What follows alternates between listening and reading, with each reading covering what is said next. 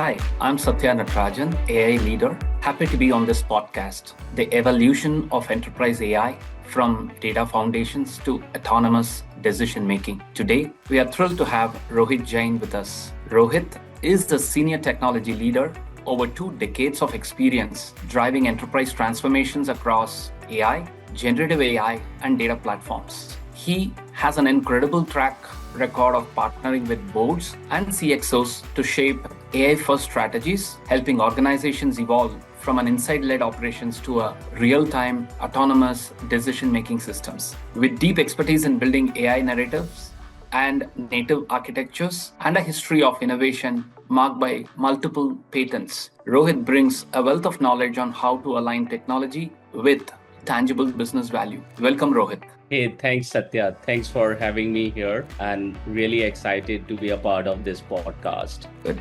Rohit, looking back at your 20 plus years of journey from your earlier days working on database schemas and performance tuning at EDS to your extensive tenure as an architect at IBM, how have you seen the foundational data architecture evolve? And what were the critical turning points that paved the way for today's AI native and hybrid lakehouse platforms? Wow, that's wonderful. And it's been a long time, right, when I've been working with EDS. So I started my career with EDS, and there, Satya, what we were doing is we used to write 300, 400 lines of codes because we used to work on transactional databases. And then we have to optimize, all these SQLs to generate a simple reports. So from there, if you will see that, okay, I've moved into IBM, and then I've spent a good amount of time there where I've started building, a petabyte-scale data lake house, and started solving a lot of complex problems. So one of the complex problem, at that point of time, which I've solved, which I remember till now, is working on a network 360-degree project. So this project was related to, how we can reduce the call drops. So for this, I remember we designed a really complex architectures, lot of complex AI ML pipelines just to start analyzing, what are the root cause. Now, if you will see, all these things has been changed. This has become a critical turning point for the industry. So we have started that, okay, you really don't need to work on these kinds of complex things. Now we can start utilizing the LLMs, the large language models, the vector DBs, which has given us a lot of edges where we can start ingesting the data into a vector DB and start doing those correlations using large language models. However, I just want to, highlight one important point here is, if your data is trapped in silos, then your AI will also be getting trapped there. The fundamental shift here is you need to reduce your data silos, and then you need to, start moving from a monolithic architectures and then work on a single source of truth. And on top of that, you will able to run your analytics, as well as you will able to do your near real-time analytics using large language models, as well as basically using the latest and greatest technologies. Yeah, well said. I mean, silo data doesn't resolve the problem. It carries forward to the AI world. And as Gartner predicts, 60% of your AI projects fail not because of LLMs, but because of the data, which are not AI ready. Well said there. And the data, the architecture has come a long way, as I could hear the lines of code you used to write or the tuning that you used to do. It's for people who have started AI native, this will be kind of a history lesson, I would say. Now, you frequently also partner with CXOs to shape AI-fast strategies, right?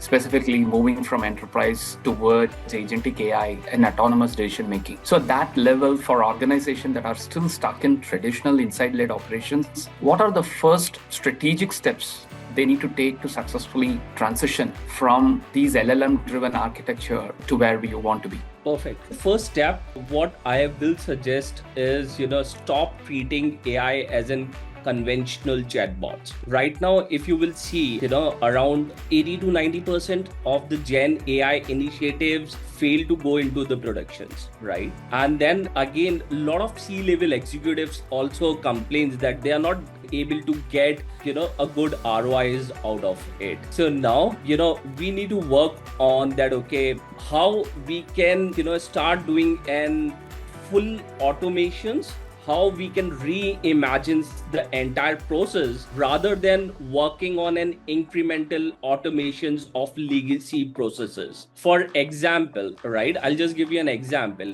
Instead of completely reimagine how customer gets help, and basically let's talk about company, what they are doing is they are giving a chatbots to their customer services engineering, but they are not reimagining the entire processes. They are asking them to use the chatbots and start, responding to the queries rather than working on a full agentic AI models, then reimagining those processes so that your customers can become really happy. So as of now, what we are doing is we are just doing an incremental changes, and that is not going to give us an ROI. The another thing, to give you another examples in an airline domain. So normally when you go to a chatbots, they will reroute to you to the FAQs rather than solving your problems, right? Let's say now if you have an multi-agent systems, as soon as you log in, they'll verify you. Yes, you are flying from this airport to that airport. They will understand your queries that, okay, let's say if you want to downgrade yourself or upgrade yourself from economy to a business class, they will see, the fare difference, go into basically the databases, see that, okay, what are the fare difference, and then ask you whether you really wants to do that or not, and they'll give you exact messages. And this can, give you a very seamless experience. And once you say, yes, I want to upgrade, the agent will go and upgrade you to a business class and give you the, the upgraded tickets. So now, if you will see, I have just reimagining the entire processes of an agentic AI. We can apply this to our IRCTC as well, right? Where, let's say when I'm interacting with our apps. So nowadays, what is happening is you just go search multiple trains, waste a lot of your time. Let's say if I have the agents of doing all these things, it will also start helping, us to save a lot of time. That's a well laid out example, Rohit. I mean, thinking beyond the traditional productivity and looking at process as a whole, and the ability to reimagine when you have an LLM and a sufficient data, which is not just cutting across screens, but overall and holistically, makes all the difference. That's a well put forward. I think most of them are actually stuck in that arena where they are trying to make individual productivity work, but until they find what is a workflow productivity that can significantly transform. It's a well laid out perception. I think it's coming out because those are the ones that CXOs and CIOs are asking, is that what is the outcome and not what is the output? Well said. So thanks, Rohit, having a great data foundation and thinking strategically on what is the outcome rather than the output. Now we are on a track to kind of scale it. For example, having these two and working on across heavily regulated sectors like, say, BFSI and pharma presents unique challenges, right? How do you balance the rapid pace of these Gen AI innovations with strict requirements for governance, risk management, and responsible AI adoption at scale? How do we do? Wow, that's my favorite question, Satya. In heavily regulated sectors like banking or pharma, you simply cannot afford to be careless with your, the intellectual properties, the IP data, the confidential data. I always tell leaders that, if you want to have a sustainable advantage, which requires to, build your own data moats, right? So the proprietary data, the confidential data which you have is your data moats. And then from where your AI starts getting smarter over time by leveraging from your proprietary data. So basically, if I'll just give you an example, right? Let's say, a company has hired a new tool which is generating codes using large language models, but they have not established the data governance on top of it, or let's say they have not came up with the machine learning pipelines, the learnings which they have in the past, right? And then they have given the freedoms to their the developers just to go start giving the prompts. So what they are doing is they are creating their technical debt again. So basically, what will happen in that kind of a scenario, they are not utilizing their learnings from the past. They have not set up a governance on top of the developer communities that okay, how to generate the codes and everything. They have given the freedoms. Now what will happen is, as you start deploying full stack solutions with the code, the kind of applications, basically the experience it will start giving you is going to be compromised. The product which you're going to launch in the market is going to be compromised, and then again you will get a hit from your customers that their experience are compromised. Now another good example is from an banking side. If I'll just give you an example, the another one, let's say the bank has started working on an automations, and then what they have seen is, they are just doing an automations of summarizing the loan applications. Vis-a-vis, the problem lies between that, okay, there are a lot of manual steps. So what they are doing is they are just summarizing the applications, but they are not going into the manual steps that, okay, how to reimagining those manual steps, how I can automate those, manual steps using agentic AIs. So this has started creating a problems for, a regulated, industries like BFSIs, pharmas, and then they need to create again, a repository which they have, created for last 20 years, 30 years, and start extracting the knowledge out of it, which will, help them to gain the competitive advantage. So definitely reimagining is the word that I'm hearing. There's more to stress the importance of it, is because when you are going in an agentic mode, you are reimagining even your agents who are delivering from a human to an AI agent, and that it cannot skip any of these manual processes. It has to take and architect them as a whole. That's a real watchword, irrespective of the guardrails you put and how do you learn from your data, so that it doesn't become like a great engine but a poor fuel. So well said there, Rohit.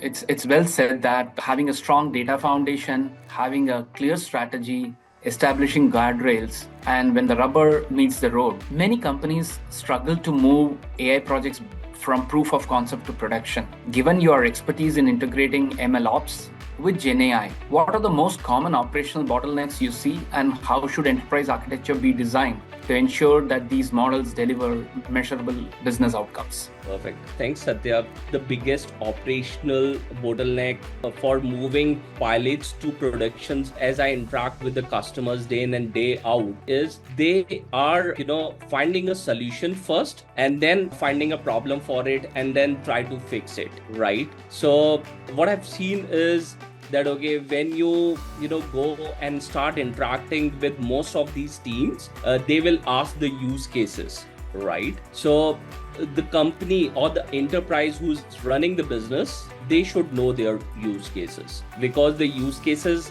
just to give you an example, the Tesla, the self-driving cars, is really successful in US. But let's say if I want to copy that use case in India, you can't imagine that, right?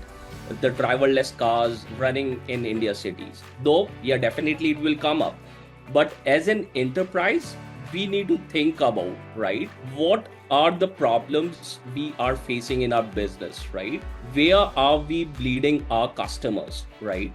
So let's say if I know the problem first, then I need to define my strategies, the AI strategies according to that, and how we can solve those, problems. And for this, what I did is, because I see this is an Indian market, right? Basically, this kinds of an issues which we are getting day in and day out. So for that, what I've done is I've created Aurora framework. right? And this framework is all about, thinking why everything is happening, why I'm not getting successful. So here A is for advantage gap scan. So here basically you need to start scanning internally in your organizations and see, where are your competitors making faster decisions than we are, right? So for example, in banking, if I can few of the banks can onboard the customers in few minutes. However, few banks are still taking, couple of days. We need to think about that. Why they are able to do that? Why we are not able to do that? So this becomes a very important questions for you. What your competitors are doing, how I can, beat them, or how I can start disrupting the market using the latest technologies, right? The second thing is, is unaligned incentives mapping. So basically, if you will look, there are a lot of internal frictions in the companies as well. Imagine manufacturing companies. I know you're very close to that industry as well. So where a supply chain KPIs wants low inventory, the sales KPI always to deliver the products very fast, right? And if there is a data silos, right, they are not interacting with each other and they start working against each other. So you need to, unaligned incentives mapping there as well. So you need to reduce those frictions. The third one is the rival reimaginations. Now imagine, right, when you're working with the AI startups, you can reimagine everything. Now let's take a bank, right? The bank has legacy systems, or the pharma industry has a legacy systems, whereas a new startup comes up and he tries to, bring the similar products using Agentic AI or, using the latest technologies. So basically, if they will enter the market, they will start attacking to your value chain. So you need to start reimaginations, right? If the startup is coming in my domain, how they will, start doing the business. So that becomes my third thing. So basically in this frameworks, there are like a lot of questions which I've created, but I'm just giving you an highlight here. The fourth one is, the objective reality check. So are you addressing a root cause, or you're just masking complex processes, right? So you need to think about, okay, what is the root cause of the problem? The example which I've given you, right? The summarizations of the loan applications is not the root cause. The root cause here was that, okay, you have multiple human layers, you don't have the sufficient data inputs so that they can start taking, decisions on a faster way. If I can resolve that kind of a process for them, right, where I can start giving them the data inputs and they can start taking the decision faster, then it will, give you an advantage over your competitions, right? The another one is for reinforcement moat design, basically. So basically you need to think the data, the confidential data which I have is the oil, for you, is the key thing. So when you go on, let's say, on a frontier models and you are using those frontier models, what you're doing is you're again exporting your intelligence there, right? And this is your key secret sauce, which you are highlighting to your external world as well. So there, if you need to design your moat, you need to think about, coming up with an hybrid strategies. The confidential data, the PI data, the strategical data which you have should be in your control. Okay, the data which can go out can go on a public domain as well, and then this is how you need to balance and reinforce your design, as well as you need to design your moat so that your competitors should not able to attack that. So when I'm saying a competitor, a new startups comes up and he has the access for your all your confidential data or something, then you're gone. Your business ideas and everything is gone. So you need to design the moat so that you will be always ahead of your competitors, like 20 years ahead, 30 years ahead, and those things. And the last thing, which I believe, is accelerated execution blueprints. So nowadays what I've seen is, the IT teams, they are buying hardwares in silos. Every department will have their own hardwares with GPUs and everything. They are not trying to set up an AI factory which can work on, combined goal like an AI strategies for that organizations. Basically, when you're working in these silos environment, the results and everything which you will get will take around 7 to 8 months or more than that as well, right? And now let's say if you can act really fast and you can go in pilot in 30 days and in productions in next 90 days, then you will have a competitive advantage. You can disrupt the market there. You can disrupt your competitors there. But if you're taking, 10 to 12 months to go into the productions, then definitely your competitors will be way ahead from you. So you need to think about all those strategies altogether. That repeat that I'm hearing from everywhere is that it is not necessarily a technological problem. Identifying the right use cases and anticipating disruptions from the market, and is the architecture built for scale or speed or a combination of that, and then working backwards makes sense. So it's really not a technical architecture. And as we keep hearing is that AI models are becoming commodities, right? So a high quality enterprise data is becoming the competitive mode, and the focus of the direction is the business outcome. So that's what we hear, and good to hear that echo across the industries and from your experience. Now, let's go from operationalizing AI and what kind of guardrails to take care to a little technical deep dive, right?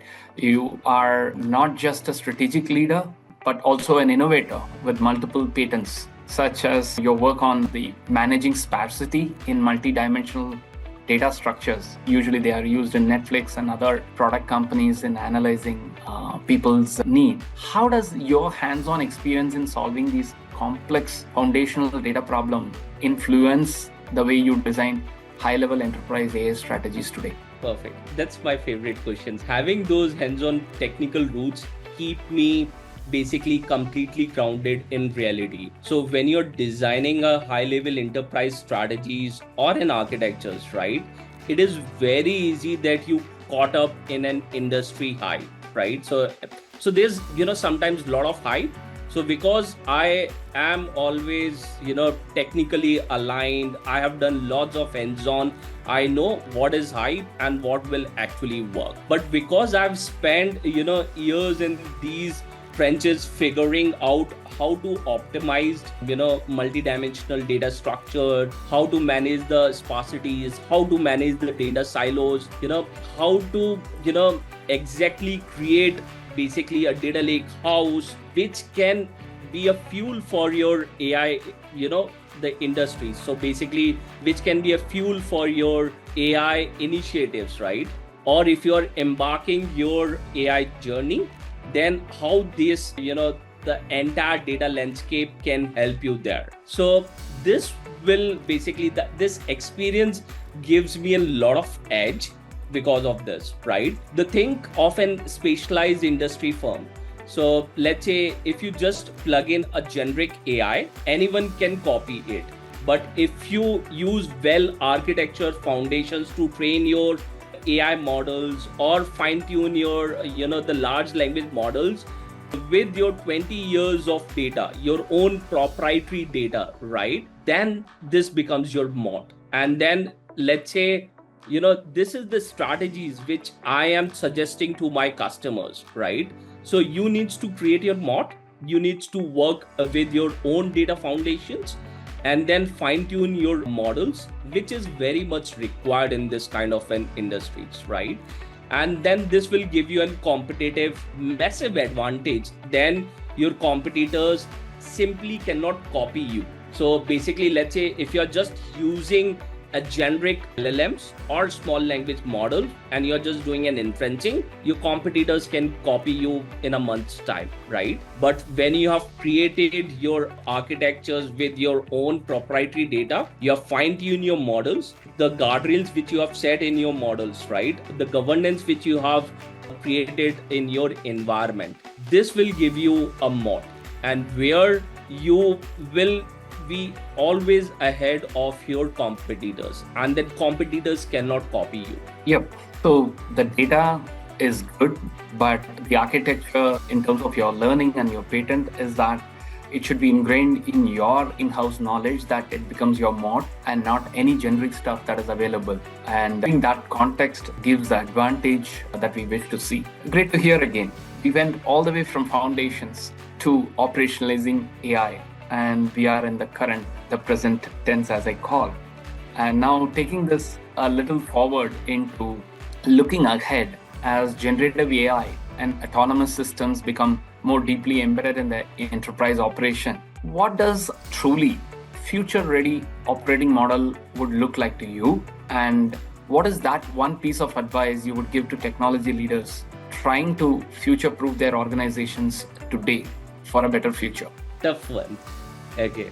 So a truly future-ready enterprise is one that stops letting AI just be an isolated IT project, right? So what I'm seeing is that, okay, if you have a department, they're just working on their stuff, the other department is working on their stuff, and they are not communicating with each others, you are creating a lot of shadow AI environments. And then basically the business strategies which you have, right? So every enterprise will have their own business strategies. So they will not able to manage their business strategies in that way. So if you want to manage your business strategies, you need to define a clear AI strategic blueprints for your entire organizations.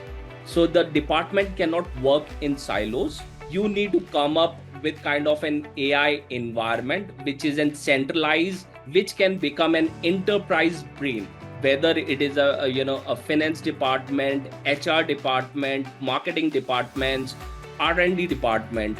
Everyone has to work on a single enterprise brain where you can start generating a new ideas, new products, reimagining your entire process altogether. This will give you a competitive advantage vis-a-vis if you're working in silos.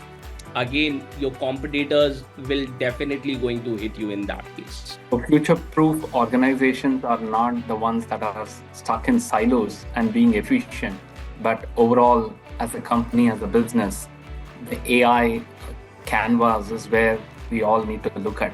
And that's a great way to kind of hear your insights right from the data foundation to the learnings that you had over 20 years, the architecture that redefines and your exclusive patent experiences that comes along, and operationalizing them and future-proofing them. It's a great conversation. Rohit, thank you so much for sharing your incredible insights today. Your journey from foundational data engineering to leading the charge on agentic AI and enterprise transformation is truly inspiring. For our listeners, we hope this conversation has provided valuable perspectives on building intelligent, adaptive organization beyond the silos. Thank you for tuning in, and you can look out to Rohit Jain on his LinkedIn account. Be in touch. Thanks, Satya. Thanks for your time, and thanks the entire team. Thanks for sharing your valuable experience, Rohit. I mean, I could almost resonate when I talk to the boards or the CXOs, reimagining and then repeating the need for data integrity and privacy, and then building systems from our knowledge, not from the publicly available knowledge as a start point. Very much echoes. I mean, that's coming out in your talk. Correct. On our conversations too. That's true. The another point which I feel good for the C-level executive is, as of now, they takes a lot of time to go into the productions, which we have discussed before, right? We need to come up with an strategies where 30 days pilot, show the results to the boards that, okay, this is what we have done. 60 days go into the productions. Learn fast, fail fast, and try fast. So basically, if you're doing all these things, then definitely you will have an advantage over your competitors, right? You need to go into the productions not in 12 to 18 months, but in 60 days. So you should have that goal. And CXOs should be driving us crazy. That's what it is. That- Thanks again, Rohit. Thanks Yeah. again. It was a pleasure conversing with you on a Sunday morning. And thanks, Pooja and Ankit, for arranging this podcast for us. Thanks, Satya. Thanks, Ankit and Pooja.